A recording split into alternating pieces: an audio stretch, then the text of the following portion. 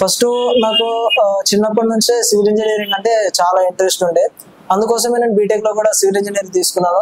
Civil engineering తీసుకున్న తర్వాత ఏమైందంటే ఫస్ట్ ఇయర్ వచ్చేసరికి మంచిగానే చదువుకున్నాం. కానీ second year first year second semester లో వచ్చేసరికి కరోనా వచ్చింది. కరోనా రావడం ద్వారా లాక్డౌన్ పడింది. Second year third year first semester వరకు ఈ లాక్డౌన్ వల్ల క్లాసెస్ సరిగా అవ్వలేదు. మాకు ఆన్లైన్ లో క్లాసెస్ అయ్యాయి కానీ నెట్వర్క్ ఇష్యూస్ వల్ల దాని వల్ల క్లాసెస్ సరిగా వినలేదు. స్కిల్ కూడా రాలేదు. నార్మల్ గా ఇప్పుడు సివిల్ ఇంజనీరింగ్ అంటే కన్స్ట్రక్షన్ సైడ్ గురించి ఒక ప్లానింగ్ గీయాలి, ప్లానింగ్ ఏ విధంగా గీయాలి, దాన్ని ఎస్టిమేషన్ చేయాలి, ఏ విధంగా చేయాలనే స్కిల్స్ నా దగ్గర లేకుండే అప్పుడు. ఆ తర్వాత ఇక 3-2 నుంచి వచ్చేసరికి మాకు ప్రాజెక్ట్స్ ఇచ్చారు. ఆ ప్రాజెక్ట్స్ ఇవ్వడం వల్ల కరెక్ట్ స్కిల్స్ నేర్చుకోవడానికి టైం దొరకలేదు. అందుకోసమే నేను ఈ సివిల్ ఇంజనీరింగ్ నుంచి మళ్ళీ ఆటో క్యాడ్ నేర్చుకోవాలి, అవన్నీ నేర్చుకోవడం కంటే సాఫ్ట్వేర్ సైడ్ నేర్చుకుంటే బాగుంటుందని మా ఫ్రెండ్స్ సజెస్ట్ చేయడం వల్ల జావా స్క్రిప్ట్ ఫస్ట్ స్టార్టింగ్ లో వచ్చేసరికి ఆ ప్రాబ్లమ్స్ చేయాలంటే డిఫికల్టీగా అనిపించింది నాకు. నేను నాన్ ఐటీ స్టూడెంట్ కాబట్టి ఆ ప్రాబ్లమ్స్ ఏ విధంగా చేయాలి, అది ఎట్లా చేయాలి, ఎట్లా అప్రోచ్ అవ్వాలి అనే దాని గురించి నాకు అర్థం కాలేదు. అర్థం కానప్పుడు చాలా సార్లు గివప్ ఇచ్చేద్దాం అని చాలా సార్లు అనిపించింది. కానీ మళ్ళీ మెంటర్సే కానీ సపోర్టర్సే కానీ పుష్ చేశారు, చేయాలి అనేసి. మళ్ళీ టాస్క్ షీట్ లో ఖచ్చితంగా అప్లోడ్ చేయాలి, టాస్కులు చేయాలి అనేసి వాళ్ళు మాకు ఎంత కాన్ఫిడెన్స్ ఇచ్చారు. కాన్ఫిడెన్స్ ఇచ్చి చేయాలి అని ఒక కాన్ఫిడెన్స్ ఇవ్వడం ద్వారా నేను ఈ విధంగా చేయగలిగాను. నేను 6 ఇంటర్వ్యూస్ కి అటెండ్ అయ్యాను. ముందున్న 5 ఇంటర్వ్యూస్ లో నేను ఏవైతే మిస్టేక్స్ చేశానో ఆ మిస్టేక్స్ 6th ఇంటర్వ్యూలో చేయకుండా దీని లోపల నేను అవన్నీ రెక్టిఫై చేసుకుని వాటన్నిటిని సాల్వ్ చేసుకుని వాటి మీద వర్క్ చేసి వాటిని బేస్ చేసుకొని ఈ 6th ఇంటర్వ్యూలో అటెండ్ అయ్యాను. అటెండ్ అవ్వడం ద్వారా అవి అన్నిటికీ నాకు చాలా హెల్ప్ఫుల్ అయినాయి.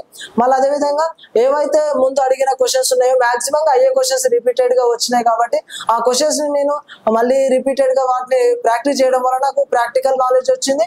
మళ్ళీ అదేవిధంగా దాన్ని ఏ విధంగా ఎక్స్ప్లెయిన్ చేయాలి, ఏ విధంగా చెప్పాలనే నాలెడ్జ్ కూడా వచ్చింది. కాబట్టి ఆ 6th ఇంటర్వ్యూలో ఆ విధంగా పర్ఫార్మ్ చేయడం వల్ల ఈ జాబ్ వచ్చింది. My name is Ramesh. I have done my graduation BTech in the stream of civil engineering in the year of 2023. Demo class లో వచ్చేసరికి ఫస్ట్ బేసిక్ గా ఫ్రంట్ ఎండ్ అంటే ఏంది, బ్యాక్ ఎండ్ అంటే ఏంది దాని గురించి చెప్పారు. ఆ తర్వాత HTML CSS గురించి ఏ విధంగా నేర్చుకోవాలి, ఏ విధంగా కోడ్ రాస్తాం మనము అనే దాని గురించి చెప్పారు. ఫస్ట్ క్లాస్ అయిన తర్వాత నాకు కొంచెం ఇంప్రెషన్ మంచిగా అనిపించింది. ఇంప్రెషన్ మంచిగా అనిపించగానే నేను ఏమాత్రం లేట్ చేయకుండా డైరెక్ట్ గా రెగ్యులర్ గా క్లాసెస్ కి వచ్చేసి ఐటీకి ఎందుకు రావాలనుకున్నానంటే నేను ఫస్ట్ నార్మల్ గా మొబైల్లో చూస్తున్నప్పుడు కొన్ని వెబ్ పేజెస్ కానీ వెబ్సైట్స్ కానీ చూసినప్పుడు అవి చూడడానికి చాలా అట్రాక్టివ్ గా అనిపించాయి నాకు. అవి అట్రాక్టివ్ గా అనిపించగానే ఏం చేశాను, ఇవి ఏ విధంగా తయారు చేస్తారు, ఎవరు తయారు చేస్తారు దాని గురించి రీసెర్చ్ చేశాను. రీసెర్చ్ చేస్తే ఈ పేజెస్ వచ్చేసరికి ఫ్రంట్ ఎండ్ డెవలపర్స్ చేస్తారు. ఆ ఫ్రంట్ ఎండ్ డెవలపర్స్ ఈ స్కిల్స్ HTML CSS రియాక్ట్ ఈ స్కిల్స్ యూజ్ చేసుకొని పేజెస్ క్రియేట్ చేస్తారు అనేసి తెలుసుకున్న తర్వాత నేర్చుకున్నాను. నేను ముందు చాలా ఇన్స్టిట్యూట్ ని సెర్చ్ చేశాను. మొబైల్లో సెర్చ్ చేశాను, బయట ఆఫ్లైన్ లో కూడా సెర్చ్ చేశాను, అమీర్పేటలో కూడా సెర్చ్ చేశాను. వాళ్ళతో కంపేర్ చేసుకుంటే ఈ ఇన్స్టిట్యూట్ లో ఏంటంటే ఒక బ్యాచ్ లో మినిమం వేరే ఇన్స్టిట్యూట్ లో వచ్చేసరికి 100 నుంచి 150 అలా ఉంటారు. కానీ 10K కోడర్స్ వచ్చేసరికి వాళ్ళు ఒక 40 మెంబర్స్ వరకు మాత్రమే ఉంటారు అని చెప్పారు. మళ్ళీ ఏంటంటే PM వాళ్ళు ఉంటారు, ప్రోగ్రామ్ మేనేజర్స్.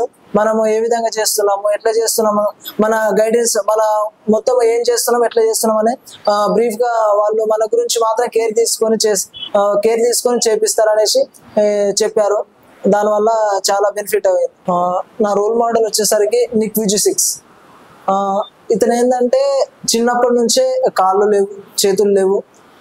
అయినా కానీ అతడు ఒకరోజు చనిపోవాలని అనుకున్నప్పుడు వాళ్ళ మమ్మీ ఒక ఆర్టికల్ ని చూపిస్తుంది. చూపించిన తర్వాత ఆమె ఆ ఆర్టికల్ చూపించిన ఆమె కూడా కాళ్ళు చేతులు ఏముండవు, ఆమె కూడా సక్సెస్ అయ్యింది. ఆమె ఎలా సక్సెస్ అయింది అనేసి అతను అనుకొని అతను కూడా డైలీ ఇంకా ప్రాక్టీస్ చేయడం కానీ ఏదైనా నార్మల్ గా మనం వచ్చేసరికి టైపింగ్ వచ్చేసరికి మనం కీబోర్డ్ టైపింగ్ వచ్చేసరికి మనం నార్మల్ గా టైప్ చేస్తాము. కానీ అతను మాత్రం మనకంటే చాలా స్పీడ్ గా టైప్ చేయగలడు, చేతులు లేకపోయినప్పటికీ. మళ్ళీ స్విమ్ చేయగలడు. అతను చేతులు కాళ్ళు లేకపోయినప్పటికీ అతను చేయగలనే ఆసక్తి అతనికి ఏ విధంగా నచ్చిందో అతన్ని చూసిన తర్వాత నాకు కూడా ఏమి లేకపోయినప్పటికీ అతను చేశాడు, మనం అన్ని ఉండి కూడా ఎందుకు చేయలేమనే ఒక ఆలోచన వచ్చింది. పర్టికులర్గా స్టూడెంట్స్ వచ్చేసరికి ఇన్స్టిట్యూట్లో చూసేది వే ఆఫ్ టీచింగ్ ఒకటి, రెండోది వచ్చేసరికి వాళ్ళని ఏ విధంగా కేర్ తీసుకుంటున్నారు, ఏ విధంగా వారికి అర్థమయ్యేటట్టు చెప్తున్నారు, ఏదైనా డౌట్స్ వస్తే క్లారిఫై చేస్తున్నారా, క్లారిఫై చేయట్లేదా అనే ఈ పాయింట్స్ని చూస్తారు. మళ్ళీ ప్రాక్టీస్ సెషన్స్ ఉన్నాయా, మళ్ళీ ఏ ఏ విధంగా చెప్తున్నారు, వాళ్ళ ప్రాసెస్ ఏ విధంగా ఉంది, వాళ్ళు ఏ విధంగా గైడ్ చేస్తున్నారు మనల్ని, ఒకవేళ మనకి ఏదైనా ప్రాబ్లం వచ్చిందనుకో వాళ్ళు సాల్వ్ చేయగలరా అనే ఈ ఒక పాయింట్స్ని బేస్ చేసుకొని వాళ్ళు ఇన్స్టిట్యూట్లో జాయిన్ అవుతారు. ఫ్రంట్ ఎండ్ మీద మార్కెట్ ఏ విధంగా ఉందంటే, నేను కూడా ఒక 6 ఇంటర్వ్యూస్కి అటెండ్ అయ్యాను. ఆ 6 ఇంటర్వ్యూస్లో కూడా సెలెక్ట్ కాకపోవడానికి గల కారణం ఏంటంటే చాలా కాంపిటీషన్ ఉంది. మళ్ళీ నేను ఇప్పుడు ప్లేస్ అయిన కంపెనీకి కూడా 10 పొజిషన్స్ ఉంటే 300 మెంబర్స్ వచ్చారు. ఆ 10 మెంబర్స్లో నేను ఒక ప్లేస్ అయ్యాను. అంటే నేను ఇన్స్టిట్యూట్లో జాయిన్ అయిన తర్వాత HTML CSS క్లాసెస్ అయిపోయినాయి. HTML CSS క్లాసెస్ అయిపోయినాయి. జావా స్క్రిప్ట్ స్టార్ట్ అవుతున్నప్పుడు CSS మీద మాత్రమే రిక్వైర్మెంట్ ఉంది అని ఒక కంపెనీకి ఇంటర్వ్యూకి పంపించారు. ఆ ఇంటర్వ్యూకి వెళ్ళినప్పుడు నాకు ఆ టైంలోనే కన్ఫర్మేషన్ వచ్చింది, ఖచ్చితంగా ఈ ఇన్స్టిట్యూట్లో నాకు జాబ్ వచ్చేస్తుంది, ఏ విధంగా అయినా సరే వస్తుంది. ఇప్పుడే ఈ విధంగా నేను ఇంటర్వ్యూకి వెళ్తున్నానంటే ఇంకా స్కిల్స్ అన్ని వచ్చిన తర్వాత ఈజీగా నేను గెట్ ఇన్ అయిపోతాను అనే ఒక కాన్ఫిడెన్స్ వచ్చింది. ఫైనల్గా నాకు అడిక్వేర్ కంపెనీలో జాబ్ వచ్చింది with the package of 3.5 LPA. Thank you to 10,000 coders.